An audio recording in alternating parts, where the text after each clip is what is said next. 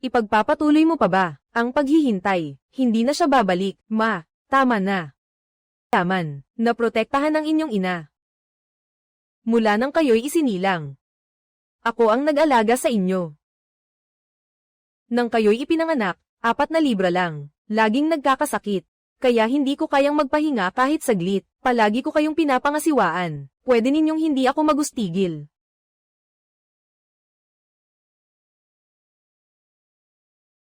Pwede bang magkaroon ng konting hiya, gawin ang ganoong bagay, at umaasa pang mapapatawad? Kami ni siya dito, maraming nangyari, wala kang alam. Ano bang karapatan mong husgahan ako? Kami ni siya mula pagkabata, magkasama sa bakuran lumaki. Gaano niya ako kamahal? Alam mo ba? Para makasama ako, gaano karami ang isinakripisyo niya. Kahit alam niyang may gusto akong iba, siya pa rin. Sabi niya, ituloy mo pa. Hindi ko na kailangang makipag-usap sa iyo, kahit noon o ngayon. Sa puso mo, may ibang tao na. Hindi ka karapat-dapat kay Mr. Shu. Ngayon si Mr. Shu, may fiancé na siya. Ang magagawa mo, huwag mo siyang guluhin. Anong sinabi mo? May fiancé siya. Nagulat ka ba? Sino? Siya.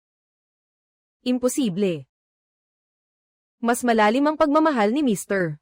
Song kaysa sayo. Maganda ang estado ng pamilya. At higit pa, walang kapintasan ang kanyang pagkatao. Sino ang pipiliin niya? Hindi ka naman niya pipiliin. Sinabi niya mismo sa'yo. Kailangan pa bang ipaliwanag ito? Handa siyang bumalik sa lugar na nagdulot ng sakit sa kanya. Ipinapakita na nito ang lahat. Siya, nakalimot na. Ikaw, ay bahagi lang ng kanyang nakaraan.